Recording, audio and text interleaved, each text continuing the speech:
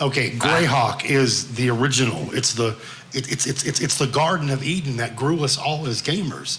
It's the wonderful. You shut your whore mouth, KTJ. I don't want to hear you in your previous first edition crap.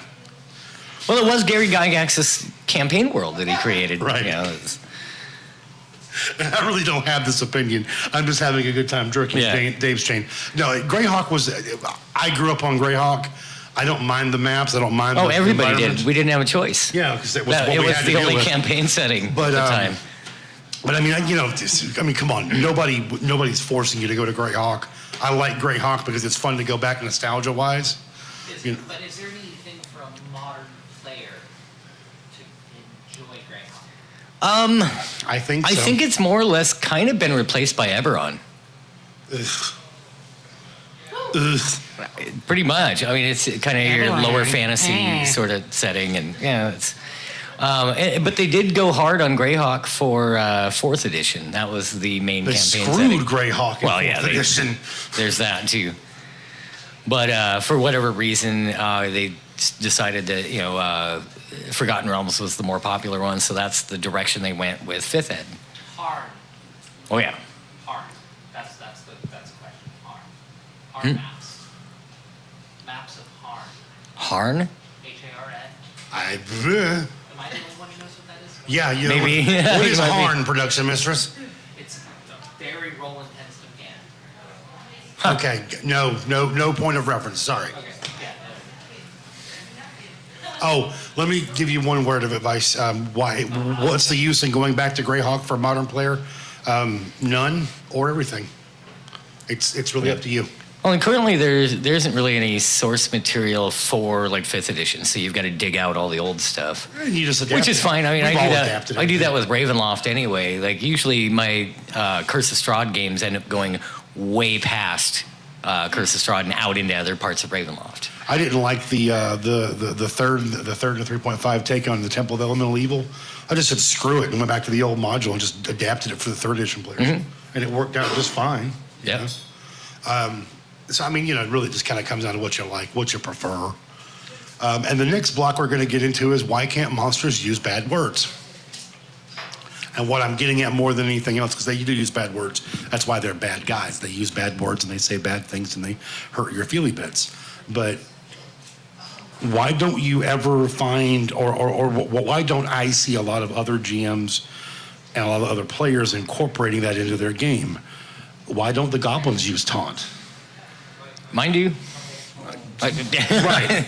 But I see a lot of players, a lot of DMs, a lot of games that I watch. And I'm famous for flipping Twitch channels. Okay, 5 minutes here, it sucks, go to the next one, right? And I watch these combats, and these combats, anytime the players have an interaction with a goblin, it's attack. Yeah. Okay, first of all, I know they breed like rabbits, but there's 50 billion of these guys, okay? They have to survive somehow. And one of those things that I think I hypothesize in my own head they survive by is being able to outwit big stupid guys. Yeah, and there's no reason you can't have your goblins or kobolds, whatever. They're smart enough to know how to bluff a little bit. Yeah, they'll see, okay, there's 6 of you.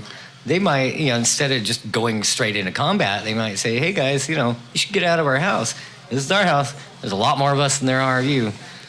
There's an old saying in my games, never go into the kobold mound because you're never coming out. Never. Because there's 6 billion of them little bastards. Mm-hmm. They've spent their entire life in there building traps and poisonous insects and angry vermin, and the tunnels are this tall. You are this tall. Tunnel this tall. Yeah, they're guess who loses all advantage? Yeah. Right? But I mean, even in that, why don't your witch doctors cast taunt spells? Why don't your sorcerers from your monsters cast spells, Oh, the obvious answer is they don't speak common. Why not? Doesn't matter. Yeah, well, yeah, and why wouldn't they? There's no good reason why they wouldn't pick up some common here and there.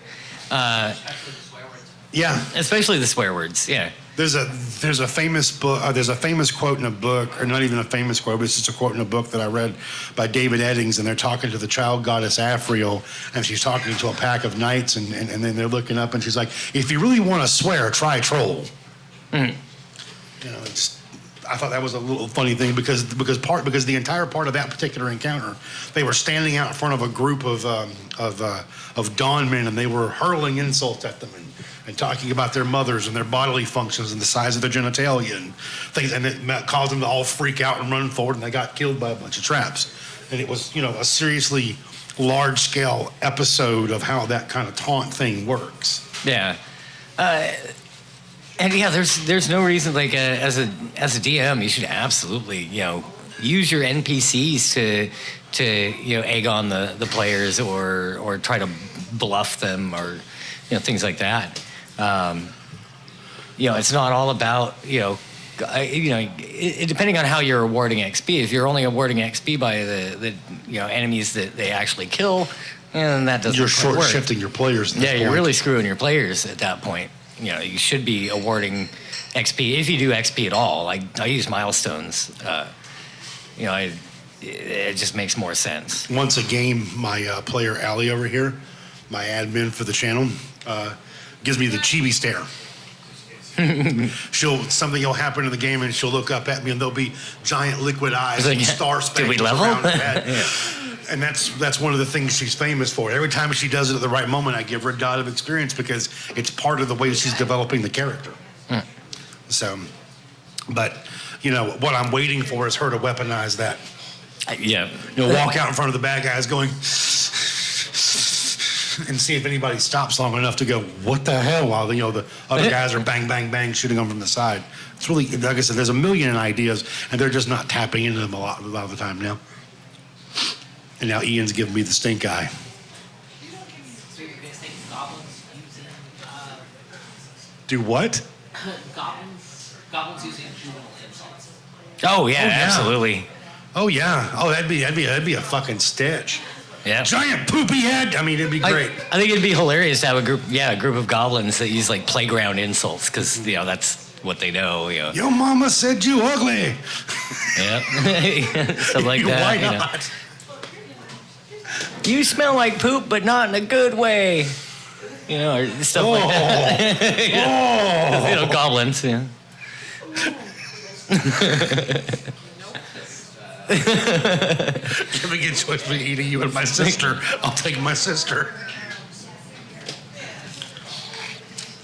Oh my God, that'd be great.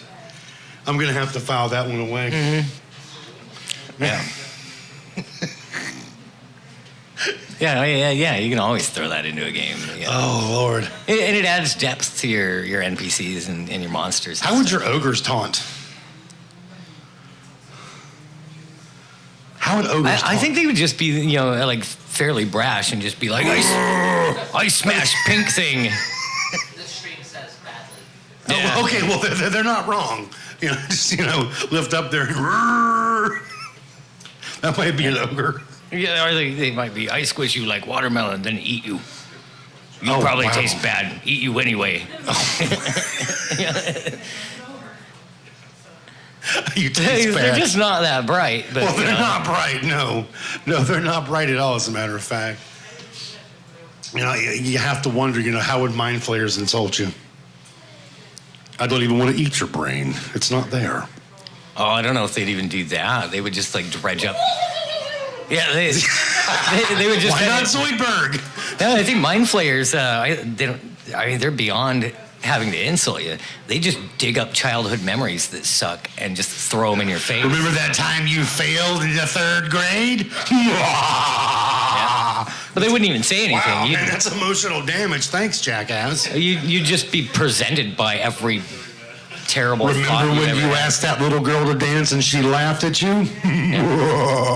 Yeah, okay, yeah, no. Ugh. You know what? You suck. Or they would come up with more clever insults, like, on the upside, after I eat your brains, you won't be able to disappoint your parents any further. Ooh. Ooh, that one's kind of stuck on a rib. Damn. Damn. That's. In a minute, my tentacles will be the smartest thing that's ever come out of your mouth. Or the most interesting thing that's ever gone into it. Yeah.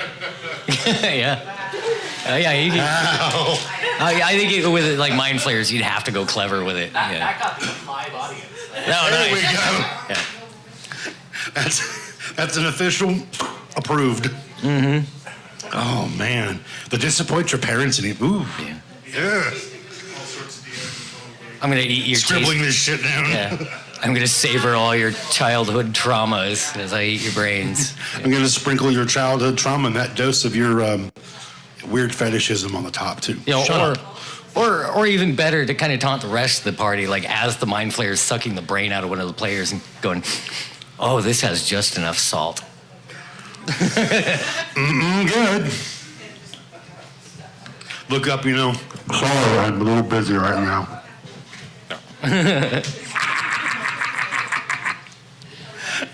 I think I deafened the production mistress. My work here is done.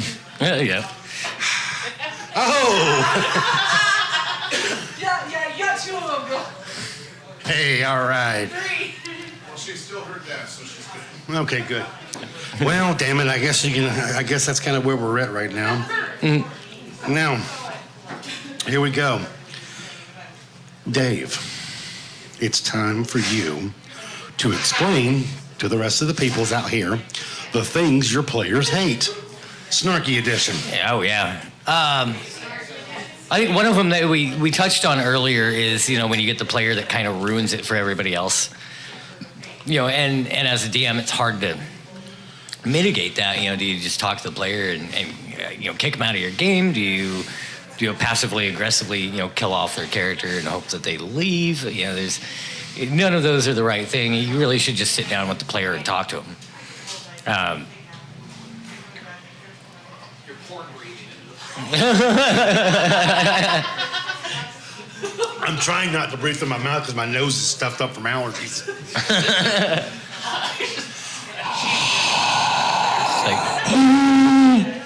It's like Monsters and Minstrels, sexy edition. Yeah. It's ASMR Come on, baby. or whatever that is, edition. Somebody asked if you guys ever fought an elder brain. Oh, I've never fought one, but I've run them. And those. Are you familiar with an elder brain? No. But you are not sneaking up on it. It can detect you within miles. Those are fun and Those are nothing but a DM's excuse to go, you know what? Whatever you're doing, fuck you. Yeah. I'm gonna sneak up on it. No, you're not. Fuck you. Yeah, good I'm gonna luck cast sneaking up on fireball at it. No, you're not. But I'm Fuck invisible. You still have brain waves that can see them. You. Yep. Fuck you. Yeah, it doesn't have to smell you. It's just going to mind control you and make you Dance, fight the pop rest of the it, party or dance. do whatever it feels like doing with you. Yeah. It might decide your food. It might decide you need to be a new mind flayer. It might also decide that you'd be good entertainment watching you duel to death with your best friend. Mm-hmm. Which is Yeah. always a they're- wonderful way to spend a Saturday afternoon.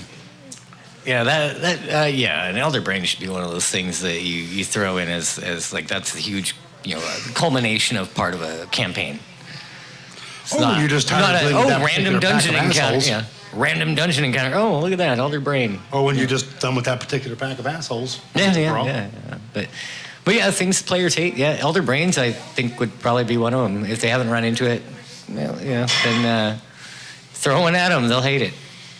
I think players hate extremely amorous ogres. Yeah. Also, encounters where they get to feel like the encounter was made to be overly difficult intentionally. One thing you always want to do is kind of balance your encounters so that it feels like it's a fair-ish fight. It's okay to make it challenging, but if you make it overly deadly on purpose, the players get the feeling that this was impossible to win because you made it that way to try to hurt the players. And that always sucks. I agree. I'll give you a couple of things your DM hates.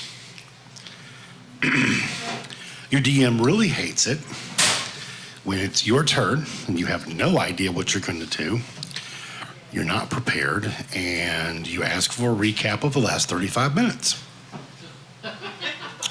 And we kind of touched on that one last week too. Yeah, but it never ends. It never happens, never does ends. it? Yeah. It never happens, does it? 3/5 of my adventuring group on Sunday. Yeah. You just got done describing the room, and they're like, Uh-huh. "Can you do that again?" Oh, one more thing your DM hates. Your DM hates it when you show up on time. I'm using reverse psychology here. See if that works. What about things your game loves? You know what my DM, you know what your DM loves? Your DM loves it when you write min-max characters that can't do anything but walk around fag smash. Your DM loves it when you do not follow the storyline, so when you ask for a recap from the previous week, everybody sits around going, for 5 minutes apiece. On a more serious note, though, I do love it when players get into their character and start, and not necessarily like doing voices for the character or anything like that. That's always really cool too. But when they start thinking like what their character would do, they start tailoring their actions. They'll think of something that, okay, this is what me as a player would do, and then they stop themselves and go, but my character wouldn't do that. Right. So I'm going to do what my character would do instead. Oh, the thing for DMs to love is if they totally screwed up my storyline, but then made a better story.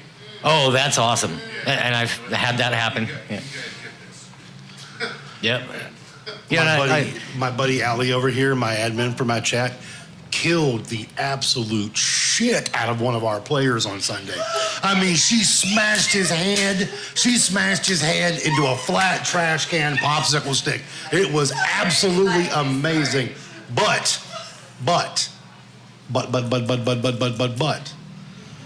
every action she took in that scenario, everything she tried to do was correct. She was using a something for the very first time. She was already nervous about it. She spent 5 minutes going, literally, by the way, for 5 minutes before the action she ever took, I could just see her wringing her hands. Oh God, what do I do? And then she does it and it goes absolutely berserk bananas and she just kills the shit out of Joseph. And Joseph just looks up because 5 minutes earlier, she looks up and she says, this guy's been making fun of me the whole game. When I pick him up to carry him away and the monster goes to swing at me, I'm gonna hold him up as a shield. No, I'm just kidding. And then 3 seconds later, she smashes his head like a grape. Oh, man. It was wonderful. It was beautiful. And it was absolutely everything she did in line was perfect with what she was doing before. So it was all great. But we have not, and we will not cease to give her an enormous amount of shit based on that particular action. She's over there clutching her head right now, about to have a fucking aneurysm, and that means we did a good job. Yep. So I'm not worried about that in the least.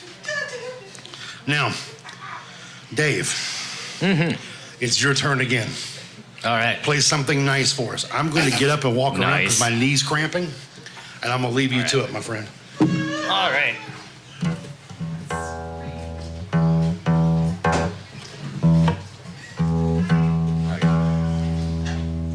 I'll just bring my mic down a little.